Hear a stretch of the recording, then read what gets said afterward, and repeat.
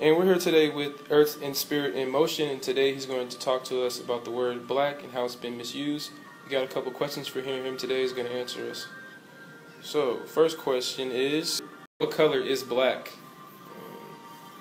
Black, when you're talking about as far as the color, is usually depicted in modern America as being something that looks like this.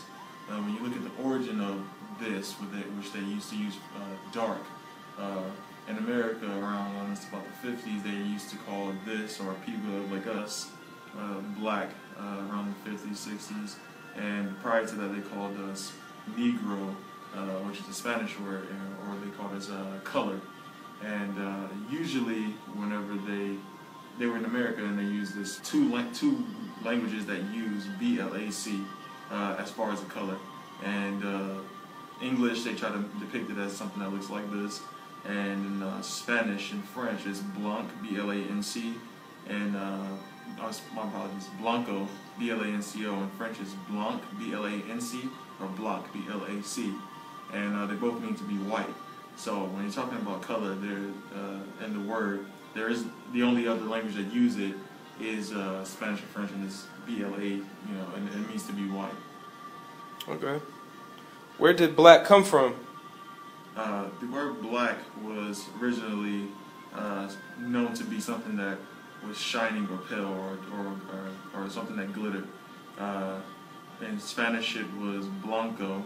In French, it was blanc or bloc.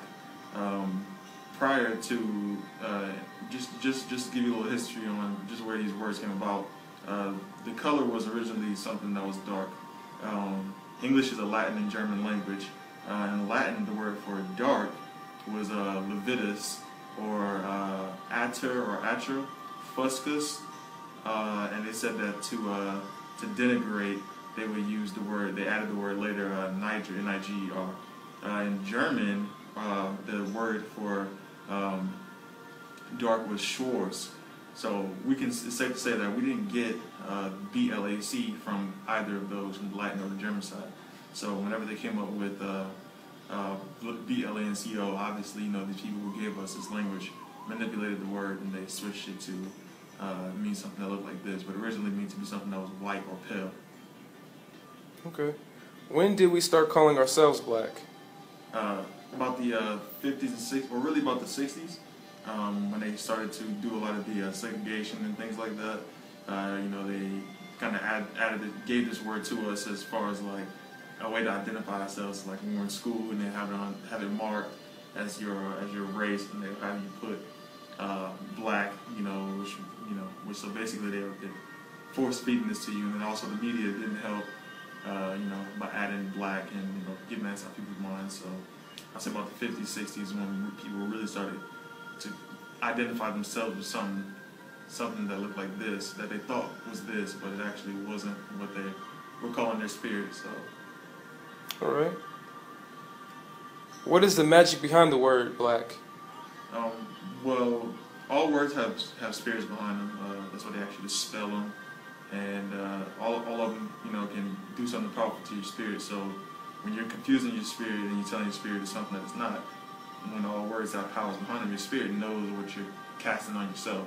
So when you're calling yourself black, or if you call yourself any derogatory word, your spirit will, basically become upset because it knows the truth, and it knows that you're trying to confuse yourself. So it's just like when you call somebody a B-I-T-C-H, or you call somebody, just any type of negative word, and they get upset, and their spirit starts to twist and turn because it knows that it's not what that word is.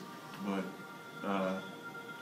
and it also isolates you from the other groups. It makes you think of yourself, and just somebody who's not a part of any other group, and when in reality, all people in the world derive in one place, and all the people just so happen to be dark people. So it definitely puts a toll on your spirit, and has an effect on you when you tell yourself something that it's not.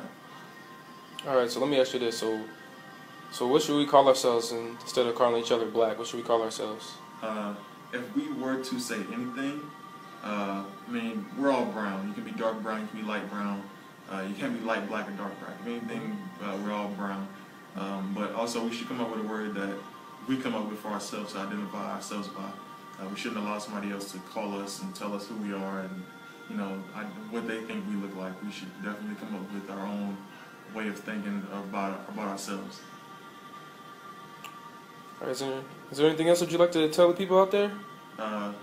Don't be afraid of knowledge. It definitely helps to know. We definitely live in a world where it's actually more spiritual than it is physical. So it's best to know what you're calling yourself, know what type of things you're putting in your own mind, and just kind of stray away from anything that's negative, anything that's gonna lesser your spirit. Usually, when you look in the dictionary for the word black, it's usually something that means evil or negative or something that's just can't get right. So know what they're trying to cast on you, and know what you can put on yourself, and try to make the best of the best. Thank you for listening.